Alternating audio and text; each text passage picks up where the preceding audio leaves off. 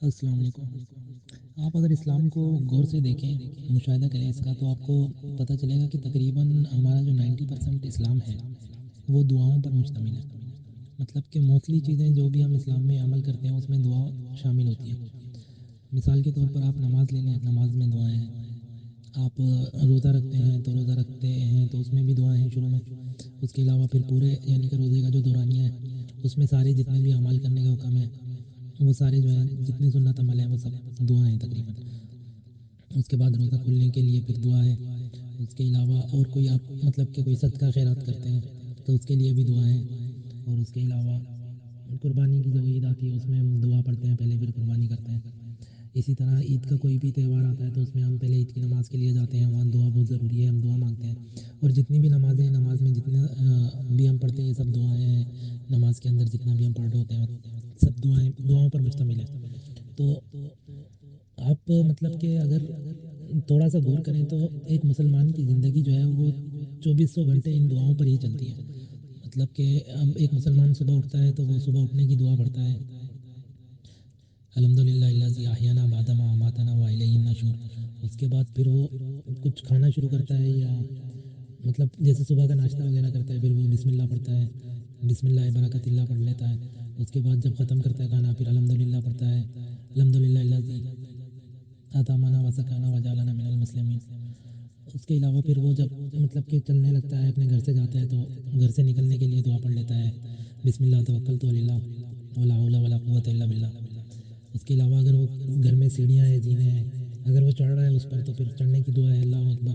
اگر اتر کر جا رہا ہے تو پھر اترنے کی دعا ہے زینوں سے سبحان اللہ۔ تو اس کے علاوہ جب وہ بازار میں جاتا ہے تو پھر بازار میں چوتھا کلمہ پڑھ لیتا ہے۔ اس کے علاوہ جب بس میں چڑھتا ہے یا کوئی اپنی گاڑی ہے تو اس میں سواری کی دعا پڑھ لیتا ہے، سبحان اللہ جی سخر لنا ھذا لنکونن من الخاسرین وانا الی ربنا لمنقلبون۔ اس کے علاوہ جب وہ آفس میں پہنچتا ہے تو پھر سب سے سلام دعا لیتا ہے، السلام علیکم وعلیکم السلام۔ یہ سب دعائیں کام شروع کرتا ہے بسم اللہ پڑھتا ہے۔ اس کے علاوہ اگر بیچ میں دیگر کوئی چیزیں ہوتی ہیں، جیسے کہیں واش روم وغیرہ جاتا ہے تو اس کی دعا بتائیے آپ صلی اللہ علیہ وسلم نے، وہ پڑھ لیتے ہیں۔ جیسے بیت الخلاء جانے کی دعا ہے تو بیت الخلاء جانے کی دعا جو ہے وہ پڑھ لیتا ہے انسان، اللہم انی من الخبث والخبائث۔ اس کے بعد جب وہ فارغ ہو جاتا ہے پھر غفرانہ کا۔ تو اس طرح سے دعائیں پورا اس کی یعنی کہ زندگی جو ہے وہ دعاؤں پر چل رہی ہوتی ہے، دعاؤں پر مشتمل ہے۔ اسلام تقریباً 90% دعاؤں پر مشتمل ہے۔ اس کے بعد پھر گھر واپس آ گئے، پھر اس کے علاوہ اگر کوئی شیشہ دیکھ رہا ہے تو شیشہ دیکھنے کی دعا ہے، اللہم احسنت خلقی فاحسن من خلقی۔ نیا لباس پہنتا ہے انسان تو اس کی دعا ہے۔ اس کے علاوہ اگر کوئی اب مطلب کہ جیسے کہ دودھ وغیرہ پیتا ہے تو اس کی دعا ہے، دودھ پینے کی دعا آپ صلی اللہ علیہ وسلم نے بتائی ہے، اللہم بارک لنا فیہ وزدنا منہ۔ اس کے علاوہ سونے کے وقت کی دعا اللہ کے رسول نے بتائی ہے کہ سوتے وقت بھی آپ جو ہے سونے سے پہلے جو ہے وہ کیا کیا آپ اعمال کر کے سوئیں۔ مطلب ایک بہت لمبی حدیث ہے، اس میں بتایا گیا ہے کہ آپ قل ہو اللہ پڑھیں سونے سے پہلے، اس کے بعد درود شریف پڑھیں۔ اس کے علاوہ دیگر کافی جو ہے ذکر اذکار بتائے ہیں جو کہ آپ سونے سے پہلے پڑھیں تو آپ کے لیے بہت مسنون ہے وہ۔ اسی کے ساتھ پھر سونے کی دعا بھی ہے، اللہم بسمک اموت و احیا۔ تو آپ دیکھیں گے دیگر جتنے بھی زندگی کے عمل ہیں جو انسان کرتا ہے سب کی تقریباً دعا جو ہے وہ آپ صلی اللہ علیہ وسلم نے بتائی ہے۔ تو اگر ایک مسلمان ان تمام دعاؤں کو جو ہے وہ اپنی روٹین کا حصہ بنا لے تو میں نہیں سمجھتا کہ وہ کہیں بھی کسی بھی لحاظ سے جو ہے وہ کسی بھی چیز سے جو ہے وہ پریشانی کا باعث اس کے لیے بنے کوئی بھی چیز، کیونکہ یہ اسلام جو ہے یہ امن کا دین ہے، سلامتی کا دین ہے۔ اور اس میں امن اور سلامتی اسی وجہ سے ہے کیونکہ یہ پورا کا پورا جو ہے وہ دعاؤں پر منحصر ہے۔ آپ اپنی چھوٹی سے چھوٹی چیز، بڑی سے بڑی چیز ہر وقت ہمہ وقت اللہ سے مانگ رہے ہوتے ہیں، اللہ سے جڑے ہوتے ہیں، اللہ سے رابطے میں ہوتے ہیں۔ آپ کا پورا بھروسہ، پورا یقین اللہ پر ہوتا ہے، کیونکہ ایک انسان دعا جو ہے وہ جب تک پورے دل سے نہیں مانگتا وہ آگے نہیں پہنچتی، وہ راستے میں ہی رہ جاتی ہے۔ تو جب آپ ایک کامل یقین کے ساتھ، ایک پختہ مطلب ارادے کے ساتھ، ایک بالکل دل مضبوط کر کے یقین کے ساتھ امید لگا کر گڑ گڑا کر جب اپنے اللہ سے مانگتے ہیں تو وہ اللہ بھی کہتا ہے کہ جب مسلمان کوئی مجھ سے اپنا ہاتھ اٹھا کر دعا مانگتا ہے تو میں اسے خالی نہیں لوٹا سکتا، مجھے شرم آتی ہے۔ تو اللہ تعالیٰ تو حیا کو پسند کرنے والا ہے، لیکن یہ انسان ہی ہے جو کہ خطا کا پتلا ہے۔ تو ہمیں مطلب کہ اپنا جتنا سب کچھ بھی ہے وہ اللہ کے راستے میں جو ہے وہ خالص کرنا چاہیے، کیونکہ آج کل جو دور ہے یہ سب فتنوں کا دور ہے۔ آپ صلی اللہ علیہ وسلم کی ایک حدیث میرے ذہن میں آ رہی ہے کہ آپ صلی اللہ علیہ وسلم نے فرمایا تھا کہ جو بعد کا زمانہ ہوگا وہ مسلمانوں کے لیے جو ہے وہ بہت ہی مطلب کہ پریشانی کا زمانہ ہوگا، بہت ہی ان کے لیے مشکل وقت ہوگا، ان کے لیے جو ہے وہ بہت ہی مشکلات کا زمانہ ہوگا۔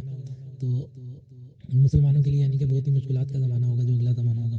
لیکن یہاں پہ ابھی ہم اپنا اگر دور دیکھیں جو ہمارا چل رہا ہے تو اس میں تو مطلب آسائشیں ہی آسائشیں ہیں. اب مسجد میں بھی اے سی لگ رہے ہیں مطلب کہ تو پانی نلوں میں آ رہا ہے, کہیں سے کوئی کنویں سے نہیں نکالنا پڑ رہا ہے کسی کو, گھر سے نکل کر جا رہے ہیں تو گاڑی کھڑی ہے بھائی کوئی مسئلہ ہی نہیں ہے. مطلب یہ آسائشیں ہی آسائشیں ہیں. تو یہ مشکلات کا زمانہ آپ صلی اللہ علیہ وسلم نے کس لحاظ سے کہا؟ تو یہ مشکلات کا زمانہ جو مسلم کے لیے ہے وہ اس کے ایمان کے لیے مشکلات کا زمانہ ہے. کیونکہ ابھی آپ اس دور میں دیکھیں کہ ہمارے ایمان کا مطلب کہ کیا حال ہے. سب سے پہلی بات تو بر صغیر میں جتنا بھی مطلب کہ مسلمان کا ایمان ہے, اسلام جتنا بھی بر صغیر میں ہے, جو بر صغیر کے ایریا ہے کانٹیننٹل میں, تو یہ بالکل ہی جو ہے وہ الگ ہے. اور جو مطلب کہ سینٹرل ہے اسلام کا, مطلب کہ جیسے آپ دیکھیں گے جو دیگر ممالک میں اسلام ہے اور جو بر صغیر میں, یہ دونوں بالکل اپوزٹ چل رہے ہیں. کیونکہ بر صغیر میں جتنے بھی مسلم ہیں ان سب کا جو ہے وہ رجحان جو ہے وہ مطلب کہ ایک قسم کی کہانیوں پر ہے. انہیں کہانیوں کا بہت شوق ہے. اللہ معاف کرے, اللہ گناہ غلطی سے بچائے. کافی لوگوں کو شاید یہ بات غلط بھی لگے, لیکن یہاں پہ جو ہے وہ کہانیاں اس طرح سے ہیں کہ یہاں پہ ولی اللہ اور یہ ولیوں کی کرامات اور ان کے حساب سے بہت ساری کہانیوں کے اوپر جو ہے وہ کتابیں منسوب ہیں, باتیں منسوب ہیں. اور بڑے بڑے لوگوں نے, بڑے بڑے عالموں نے جو ہے اس پہ جو ہے وہ پوری پوری کتابیں لکھی ہوئی ہیں کہ بھائی یہ کرامات ہو گئی, وہ کرامات ہو گئی. تو یہ بر صغیر میں جتنے بھی مسلم ہیں ان پر جو ہے وہ بالکل ہی الگ اسلام کا ٹچ ہے. جبکہ جو حقیقت ہے اسلام کی وہ اللہ تعالیٰ نے قرآن میں واضح فرما دی ہے کہ اگر کوئی مطلب کہ نجات چاہتا ہے اور یہ ان فرقہ واریت سے اور تفرقوں سے بچنا چاہتا ہے تو اسے چاہیے کہ اللہ کی رسی کو مضبوطی سے تھام لے. اور آپ صلی اللہ علیہ وسلم نے فرمایا کہ اللہ کی رسی سے مراد قرآن اور میرا عمل ہے, یعنی سنت ہے آپ صلی اللہ علیہ وسلم کی. تو ایک مسلمان کے لیے اس فتنے کے دور میں جو ہے وہ سب سے بہترین جو راہ ہے, جو راہ نجات ہے, وہ میرے خیال سے وہی چیز ہے جو آپ صلی اللہ علیہ وسلم نے ہمیں بتائی ہے. مطلب کہ قرآن اور آپ صلی اللہ علیہ وسلم کا عمل, یعنی آپ صلی اللہ علیہ وسلم کی سنت اور آپ صلی اللہ علیہ وسلم کا حکم جو دیا گیا. تو آپ صلی اللہ علیہ وسلم کی سنت کی بھی مطلب مختلف قسم ہے. ایک وہ عمل جو آپ صلی اللہ علیہ وسلم نے فرمایا کہ کریں, اور ایک وہ عمل جو آپ صلی اللہ علیہ وسلم نے کر کے دکھایا کہ کریں, اور ایک وہ عمل جس پر آپ صلی اللہ علیہ وسلم نے خاموشی اختیار کی کہ یہ کر سکتے ہیں. تو اس طرح سے آپ صلی اللہ علیہ وسلم کی جو سنتیں ہیں اس پر جو ہے ہمیں عمل کرنے کی ضرورت ہے. بلکہ اپنے, جیسے میں پہلے کہہ چکا ہوں کہ اپنی زندگی کے چھوٹے سے چھوٹے جو معمولات ہیں ان میں بھی آپ جو ہے وہ آپ صلی اللہ علیہ وسلم کی سنت کو اپنائیے. آپ کا محبت کا اظہار ہے آپ صلی اللہ علیہ وسلم کے ساتھ کہ آپ اپنے چھوٹے سے چھوٹے عمل میں, بڑے سے بڑے عمل میں جو ہے وہ سنت کو جو ہے وہ پہلے رکھتے ہیں, باقی چیزیں بعد میں رکھتے ہیں. جیسے گھر میں داخل ہوتے ہیں السلام علیکم کرتے ہیں, کسی سے ملتے ہیں مسکرا کر خوش دلی سے ملتے ہیں, کسی کی چگلی نہیں کرتے, غیبت نہیں کھاتے, اس کے علاوہ کسی سے جھوٹ نہیں بولتے. اور ہاں, جھوٹ سے یاد آیا کہ جھوٹ کے حوالے سے بھی جو ہے وہ حکم اس طرح ہے کہ آپ اگر کسی کو خوش کرنے کے لیے بھی جھوٹ کہہ رہے ہیں تو اس کی بھی ممانعت ہے. مطلب منع کیا گیا ہے کہ آپ کسی کو ہنسانے کے لیے بھی جھوٹ نہیں بولیں. لیکن یہاں معمول بالکل ہم لوگوں نے جو سمجھا ہے وہ بالکل برعکس ہے. یا ہمارا جو عمل ہے وہ بالکل ہی الٹا چلتا آ رہا ہے. مطلب ہم جتنا بھی مذاق کرتے ہیں وہ جھوٹ پر مبنی ہوتا ہے. ہم جتنا بھی لوگوں کو مطلب ہنسانے کی کوشش کر رہے ہوتے ہیں تو وہ جھوٹ پر مشتمل ہوتی ہیں. مطلب زیادہ تر باتیں تو واہیات ہوتی ہیں, مطلب کہ جو گناہ کے عمل پر مشتمل ہوتی ہیں, جو غلاظتوں پر مشتمل ہوتی ہیں, ان باتوں پر جو ہے وہ لوگوں کو ہنسایا جاتا ہے. تو لوگوں کو ہنسانے کے لیے جو اس طرح کے عمل کرتے ہیں وہ بھی غلط ہیں, بلکہ ان کے لیے بہت سخت حدیث ہے آپ صلی اللہ علیہ وسلم کی کہ ان کے لیے تباہی ہے, ان کے لیے جو ہے وہ برا ٹھکانہ ہے. تو ان کے لیے بہت ہی سخت سخت الفاظ آپ صلی اللہ علیہ وسلم نے حدیث میں بتائے, جو لوگ کہ جھوٹ کا اس طرح استعمال کرتے ہیں یا زبان کا اس طرح استعمال کرتے ہیں. بلکہ جہنم میں جو کثرت ہے لوگوں کی وہ اسی وجہ سے ہوگی کہ وہ اپنی زبان کا استعمال غلط کرتے تھے. اور ہم اس چیز کو بہت ہی یعنی کہ لائٹلی لیتے ہیں, بہت ہی ایسے آسان سمجھتے ہیں کہ یہ تو کوئی مسئلہ ہی نہیں ہے, زبان کا کیا ہے یار. لیکن یہ زبان کی وجہ سے جو گناہ ہوتے ہیں ان پہ پکڑ اللہ تعالیٰ کی سب سے زیادہ ہوگی. کیونکہ اللہ تعالیٰ نے انسان کو جو ہے وہ فہم دیا ہے, عقل دی ہے, آزادی دی ہے, وقت دیا ہے, صحیح ہے. اس کے علاوہ اس کو مطلب اللہ تعالیٰ کہتا ہے کہ میں نے تمہیں جو دنیا کا سب سے بہترین سانچہ تھا اس میں ڈالا ہے. آپ دیکھیں کہ آپ خود پر تھوڑا سا غور کریں, آپ دیکھیں کہ آپ کا منہ ہے, ناک ہے, کان ہے, آنکھیں, کبھی آپ کو ایسا محسوس ہوا یار یہ ناک غلط ہے میرا, یہاں پہ ہونا نہیں چاہیے تھا؟ کیونکہ اللہ تعالیٰ نے فرما دیا میں نے تمہیں جو ہے وہ بہترین سانچے میں ڈالا ہے, جو یعنی تمہارے لیے دنیا میں رہنے کے لیے جو بہترین تھا نا اس میں تخلیق کیا. آپ کچھ بھی کھانے لگتے ہو تو اس کی اسمیل سے آپ کو پتہ چل جاتا ہے تازہ ہے, پرانا ہے. زیادہ تر جب بندے کو بھوک لگی ہوتی ہے, کھانے کی کوئی اچھی خوشبو آ رہی ہو تو وہ اس کو اسمیل سے ہی جو ہے وہ بھوک تر و تازہ ہو جاتی ہے اس کی. اور کوئی بھی چیز تھوڑی سی خراب ہو جائے, پرانی ہو جائے, اس کی اسمیل سے ہی انسان بولتا ہے نہیں یار میں نہیں کھا رہا. ورنہ یہ اگر اسمیل والا کام ہی نہ ہو تو بندے کو کیا پتا کیا ہے کیا نہیں, وہ کھا جائے. تو یہ اللہ تعالیٰ نے بالکل منہ کے اوپر لگائی ہے آپ کی ناک. کوئی بھی چیز آپ منہ میں ڈالنے لگتے ہیں تو یہ اس کو پہلے جو ہے وہ سیکیورٹی اسکین کر لیتی ہے آپ کی جو ناک ہے. تو مطلب اللہ تعالیٰ کی مطلب سبحان اللہ ہے, سبحان اللہ. انسان اپنے آپ کو دیکھے بولے یار بالکل قدرت نے جو بنایا ہے وہ بالکل بہترین سانچے میں ڈالا ہے. بلکہ اللہ تعالیٰ جب مشرکین کو مطلب کہ اپنی طرف متوجہ کرتا ہے تو وہ انہیں یہی بتاتا ہے کہ جس نے تمہیں مطلب کہ جس نے تمہیں بنایا جس نے تمہیں پیدا کیا، جس نے مطلب اتنا خیال رکھا تمہارا کہ ایک ایک پور صحیح بنایا، انگلیاں ایک ایک صحیح درست بنائی کہ آپ چیزیں پکڑ سکو، یہ انگوٹھے بنائے، یہ انگوٹھے ہی نہ ہو تو یہ 4 انگلیاں سے کیا کرے گا انسان؟ یہ بالکل مطلب کہ ایک زبردست قسم کی بناوٹ بنائی انسان کی، انسان جس بھی چیز پر غور کرے اسی میں جو ہے وہ دنگ رہ جائے، وی آئی پی۔ میں کہتا ہوں کہ اللہ تعالیٰ نے جو تخلیق کی ہے اس کا کوئی ثانی نہیں ہے۔ آپ دیگر مطلب حیوانات کو جو دیکھتے ہیں، ہمارے جو دیگر مخلوق ہے دنیا میں، اس میں آپ دیکھتے ہیں کہ ان کے ہاتھ کیا ہیں، ان کے پاؤں کیا ہیں، اور انسان کو دیکھتے ہیں وہ بالکل ہی مطلب کہ اس میں کسی چیز کی کمی نہیں ہے۔ میں کہتا ہوں کہ نہ کسی چیز کی کمی ہے اور نہ ہی کسی چیز کی زیادتی ہے، کیونکہ اگر کوئی چیز ایکسٹرا ہو نا تو بھی وہ مطلب کہ چیز بیکار کر دیتی ہے۔ تو اللہ تعالیٰ نے ایک دم پرفیکٹ بنایا انسان کو، لیکن جو انسان کمی اور زیادتی کرتا ہے نا وہ اپنے ہاتھ سے کرتا ہے۔ وہ کیا کمی اور زیادتی کرتا ہے؟ وہ مطلب کہ یا تو وہ عمل نہیں کرتا، عمل کی کمی کر دیتا ہے، یا وہ کچھ عمل ایسے کرتا ہے جو کہ الاؤ نہیں ہوتے، جو کہ حکم نہیں ہوتا، یا وہ ان اعمال میں زیادتی کر دیتا ہے۔ اور زیادہ تر جو انسان زیادتی کرتا ہے وہ زبان سے ہوتی ہے اس کی، مطلب وہ دوسروں کی یعنی تحقیر کر دیتا ہے، دوسروں کی تحقیر کرنے میں کوئی کسر نہیں چھوڑتا، دوسروں کی غیبت کرنے میں کسر نہیں چھوڑتا، چغلی کرنے میں کسر نہیں چھوڑتا، حسد کرنے میں کسر نہیں چھوڑتا۔ تو اس طرح کے جو عمل انسان کرتا ہے یہ کمی اور زیادتی کا باعث ہو سکتے ہیں۔ باقی تخلیق میں اللہ تعالیٰ نے کوئی کمی زیادتی نہیں کری، بالکل پرفیکٹ بنایا۔ اور یہ مشرکین کو اللہ تعالیٰ بارہا جب بھی مخاطب کرتا ہے تو ان کی پیدائش یاد دلاتا ہے کہ آپ اپنی پیدائش کو یاد کرو کہ آپ کو پیدا کیسے کیا اللہ نے۔ اس کے باوجود جو ہے وہ آپ اللہ کے ساتھ شریک بناتے ہیں کہ اللہ کے ساتھ کوئی بیٹا ہے، کوئی بیٹی ہے، یا کوئی اور ہے، یا جیسے کہ کچھ فرقہ واریت میں بھی کچھ لوگ کہتے ہیں کہ نور من نور اللہ، تو ایسا بالکل نہیں ہے۔ اگر اللہ تعالیٰ نے نور عطا کیا ہے تو وہ نور علم ہے، علم کا نور عطا کیا ہے انسان کو۔ آپ صلی اللہ علیہ وسلم کے دل میں جو اللہ تعالیٰ نے نور پیدا کیا ہے، نور ڈالا ہے، وہ علم کا نور ڈالا ہے، جس کے ذریعے آپ صلی اللہ علیہ وسلم نے یہ قرآن ہم تک پہنچایا ہے۔ اور اللہ تعالیٰ نے قرآن میں یہ آیتوں میں واضح کر دیا ہے اس چیز کو کہ یہ آپ صلی اللہ علیہ وسلم جو ہے یہ انسانوں میں بہترین ہے، بہترین۔ مطلب ایک چیز کو اگر آپ انسانوں میں گنتی نہیں کرو گے تو وہ اس کی بہترین کیسے بنیں گے؟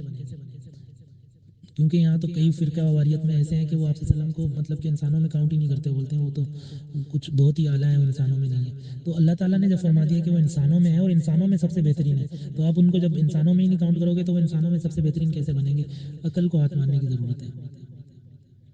تو عقیدت اور محبت کا تقاضا یہی ہے کہ آپ صلی اللہ علیہ وسلم نے جو حکم دیا ہے اس کو من و ان مانیں، اس میں کچھ مطلب کہ ایسے نقطے اور یہ چیزیں مت نکالیں، وہ سنتوں کو اپنائیں۔ آپ نے دیکھا ہوگا مسجد میں آپ جب چھوٹے بچوں کو لے جاتے ہیں جو پڑھنے کی عمر میں ہوتے ہیں، تو اگر کوئی قاری کوئی قرآن کی آیت پڑھ رہا ہو جیسے کہ وہ پڑھتی ہیں، تو بچے جو اگر ان کو وہ آیتیں آتی ہوں تو وہ قاری کی آیت سن رہے ہوتے ہیں اور ان کے ساتھ ساتھ ملا کے پڑھنے کی کوشش کر رہے ہوتے ہیں۔ تو اس سے بھی ایک سبق ہے کہ انسان سیکھے، کیونکہ اللہ تعالیٰ نے قرآن میں فرمایا کہ میں نے جو فاتحہ سورۃ فاتحہ اتاری ہے یہ 7 آیتیں یہ بار بار دہرائی جاتی ہیں، یہ دعا ہے مکمل۔ لیکن یہاں پہ بھی بعض فرقے ہمارے ایسے ہیں جو کہتے ہیں کہ نماز میں سورۃ فاتحہ کو مطلب پڑھنے کی ضرورت ہی نہیں ہے، امام پڑھ رہا ہے بس صحیح ہے آپ سنو۔ وہ کہتے ہیں کہ قرآن جب پڑھا جا رہا ہو تو پھر جو ہے وہ پیچھے سے نہیں پڑھتے، بس اس کو سنتے ہیں۔ تو آپ اس بچے کے عمل سے سیکھیں کہ وہ کس طرح سے وہ سن بھی رہا ہے، پڑھ بھی رہا ہے۔ سورۃ فاتحہ کوئی نئی سورت تو نہیں ہے، یہ آپ سب کو آتی ہے، جو بھی ذی شعور آدمی نماز پڑھتا ہے اس کو یہ سورۃ فاتحہ آتی ہے۔ اور جو چیز آپ کو آتی ہو جب وہ پڑھی جائے تو اس کو دوبارہ اس کے پیچھے دہرا کے پڑھنے میں کوئی مسئلہ نہیں ہے۔ یا تو ایسا ہے ہی نہیں، انسان کو جو ہے اللہ تعالیٰ نے ایسا بنایا ہے کہ اس کے سینسز ہیں، ہر قسم کے سینسز ہیں، جو آواز اس کو سماعت میں آ رہی ہے وہ سن رہا ہے، اور وہ جو پڑھ رہا ہے وہ بھی اس کو پتہ ہے میں کیا پڑھ رہا ہوں۔ کبھی ایسا نہیں ہوا کہ آپ کچھ سن رہے ہوں اور آپ کو سمجھ نہیں لگے منہ سے کیا نکل رہا ہے میرے، ایسا کبھی نہیں ہو سکتا۔ یہ تو بالکل ہی کوئی میں کہتا ہوں کہ ایسی توجیہ ہے جو کہ بے بنیاد ہے، جو کہتے ہیں کہ جب سن رہے ہیں تو ہم پڑھ ہی نہیں سکتے۔ تو یہ آپ پڑھ سکتے ہیں آرام سے، اس میں کوئی مسئلہ نہیں ہے۔ سورۃ فاتحہ کس کو نہیں آتی؟ سب کو آتی ہے۔ جب آپ سورۃ فاتحہ سن رہے ہیں آپ زیر لب اسے پڑھیں ساتھ ساتھ۔ تو یہ مطلب میری سمجھ سے باہر ہے، چھوٹی چھوٹی چیزیں انہوں نے فرقہ واریت میں بنائی ہیں، میری سمجھ سے باہر ہے، ایسا کچھ بھی نہیں ہے۔ آپ ان چیزوں کو جو ہے وہ اپنائیں، جو حکم ہے آپ صلی اللہ علیہ وسلم کا اسے اپنائیں، جو اللہ کا حکم ہے اسے اپنائیں، کیونکہ اللہ تعالیٰ نے کہیں نہیں کہا کہ آپ جو ہیں وہ قرآن کو چھوڑ دیں۔ اور جتنے بھی فرقہ واریت میں یہ لوگ جن کو مانتے ہیں انہوں نے بھی کبھی نہیں کہا کہ ہماری باتوں کو آپ پکڑیں یا ہماری باتوں کو مانیں، کیونکہ میں نے دیکھا ہے اکثر لوگوں کا نقطہ نظر یہ ہے کہ آپ کیا ان سے زیادہ عالم ہیں، کیونکہ وہ تو اس وقت کے عالم تھے جنہوں نے یہ فرقے بنائے ہیں، جنہوں نے یہ فقے بنائے۔ تو میں کہتا ہوں کہ یہ فقے جتنے بھی بنائے میں یہ نہیں کہہ رہا کہ غلط ہے، لیکن ان پر عمل آپ کس لحاظ سے کر رہے ہیں۔ جب عمل کے لیے قرآن آپ کے سامنے واضح ہے، جب عمل کے لیے آپ صلی اللہ علیہ وسلم کا عمل آپ کے سامنے واضح ہے، تو پھر آپ فقے پر کیوں جا رہے ہیں؟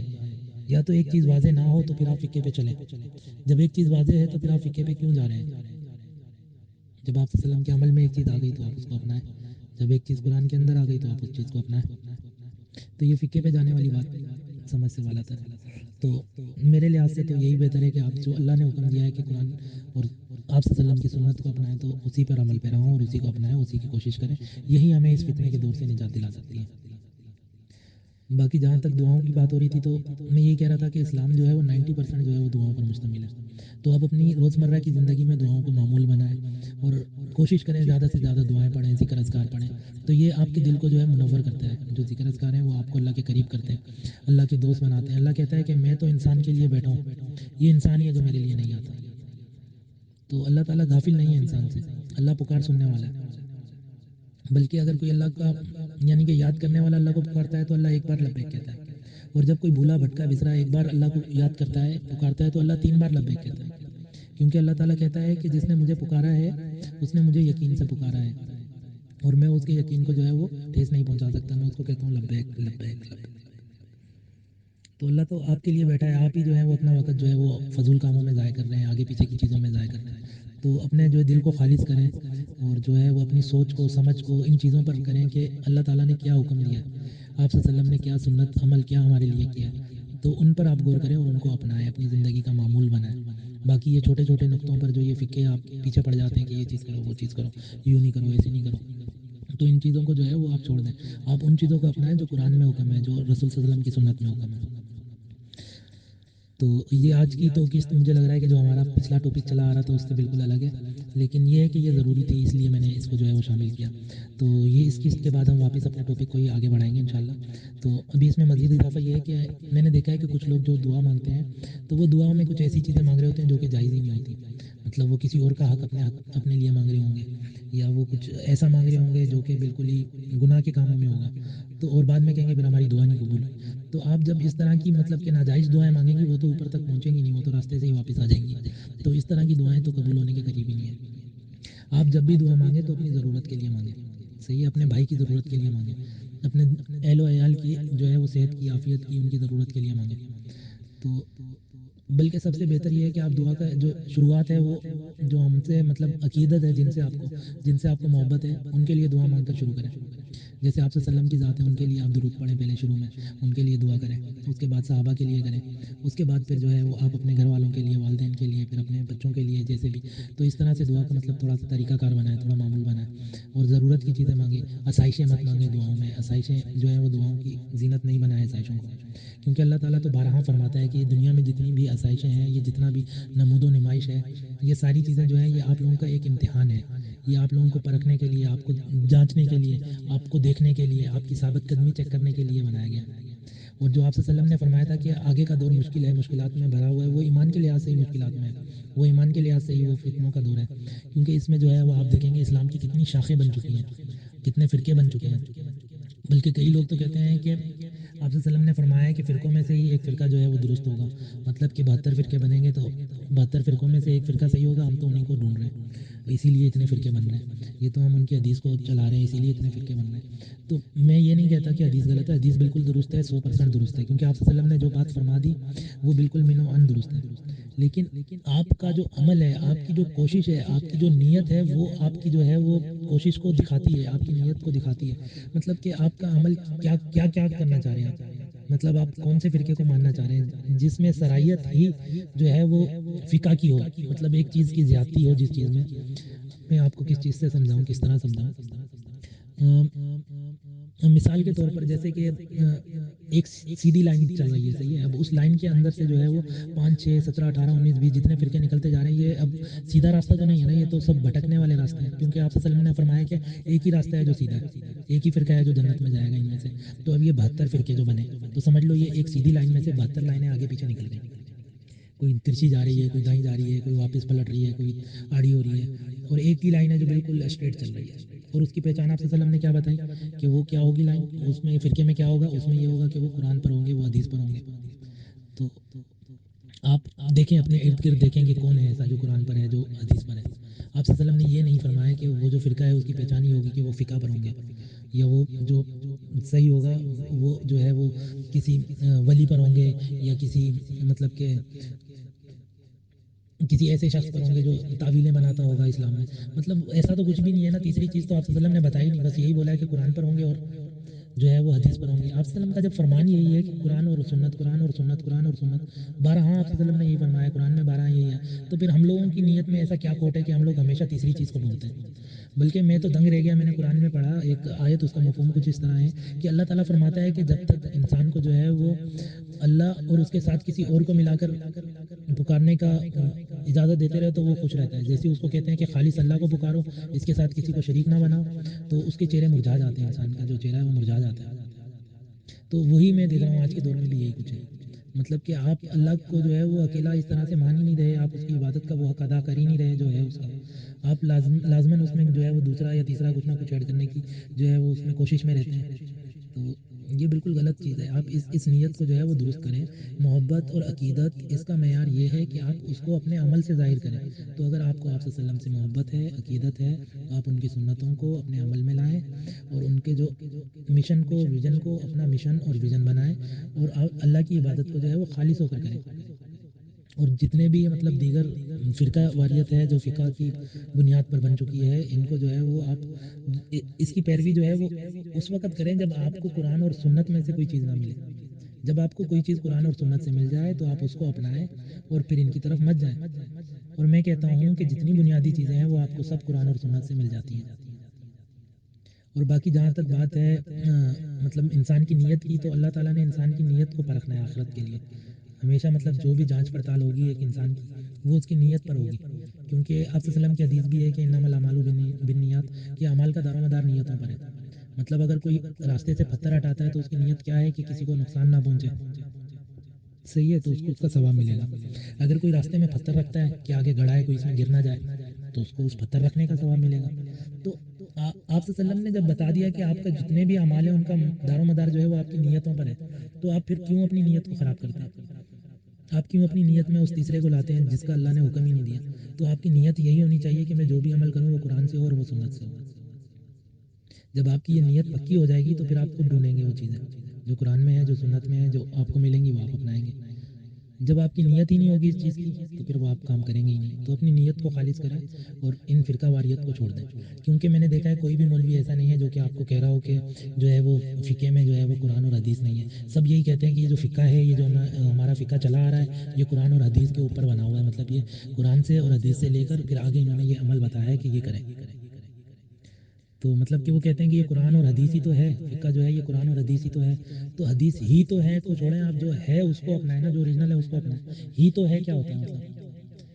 आज अभी 1400 साल बाद मैं कुछ बना दूँ भाई, किताब लिख दूँ, ये करें, वो करें, यूँ करें, फलाना करें। तो वो अमल बेहतर होगा या जो आप सल्लल्लाहु अलैहि वसल्लम ने बताए हैं अमल वो बेहतर होगा? बल्कि इनका तो इस पर भी मसला होगा कि आप क्यों किताब बना दें, आप कौन सा आलिम है? वो तो जिन्होंने बनाई है वो तो आलिम है। तो चलो मैं कहता हूँ वो आलिम है, उन्होंने किताब बना दी फ़िक़ों की। लेकिन वो जो उन्होंने फ़िक़ों की किताब बनाई है वो दुरुस्त है, या वो जो हदीस में लफ्ज़ हैं वो दुरुस्त है, या जो कुरान में सीधे-सीधे अल्लाह ताला ने सारे मसले मसाइल बता दिए हैं वो दुरुस्त है। आप कुरान को बगौर पढ़ें तो सही, उसमें आपको एक-एक चीज़ की डिटेल अल्लाह ने बताई है और साथ में अल्लाह ताला की आयतें हैं कि मैं हर चीज़ को खोल-खोल कर वाज़े-वाज़े बता देता हूँ, ताकि आप लोगों को समझ में आ जाए, दीन आप लोगों के लिए आसान है। अल्लाह ताला की इस तरह से आयतें हैं और हम लोग आगे क्या कर रहे हैं? अकल को हाथ मारे। बाकी अल्लाह ताला ने तो ये भी फरमा दिया कुरान में कि जिसको मैंने हिदायत देनी होती है उसको हिदायत मिल जाती है, और जिसको हिदायत नहीं देनी उसके लिए आप जितनी मर्ज़ी कोशिश कर लें। उनकी मिसाल मतलब बहरे और गूंगों की तरह, मतलब उनके कान भी हैं लेकिन वो सुनेंगे नहीं। आप जितना मर्ज़ी बोलते रहें उनकी कोई सुन ही नहीं सकते। लेकिन अल्लाह ताला का ये भी है कि अगर आपको यानी कि जितना आपका ईमान है उसके मुताबिक आपने कोशिश नहीं की तो आपके उसके ऊपर भी सवाल होगा। बल्कि आप वसल्लम की हदीस है ये एक, कि उसमें आप वसल्लम ने फरमाया है कि आपके इर्द गिर्द अगर कोई ऐसा काम हो रहा हो जो कि गलत हो, गुनाह का हो, और आप ताकत रखते हो कि आप उसे रोकें और आप वो अमल ना करें, तो आपका शुमार उन काम करने वालों के साथ होता है। तो बस इसी चीज़ को देखकर जो है वो मैंने ये कोशिश शुरू की है, क्योंकि अब मैं देखता हूँ अपने इर्द गिर्द जो जो काम हो रहे हैं, तो मैं इसीलिए ये काम कर रहा हूँ ताकि कल आखिरत के दिन जो है वो कुछ जवाब देने के लिए हो कि मैंने अपने तौर पर कोशिश करी। तो बस अल्लाह से दुआ है कि अल्लाह मुझे और आपको समझने की तौफीक दे। अगर कुछ गलती कोताही हो गई हो तो इस्लाह फरमाए, और बाकी अल्लाह से भी दुआ है कि अल्लाह ताला जो है वो माफ़ फरमाए कोई गलती कोताही हो गई हो। वो आखिर दावाना अल्हम्दुलिल्लाहि रब्बिल आलमीन। अल्लाह हाफ़िज़, जज़ाकल्लाहु खैरन।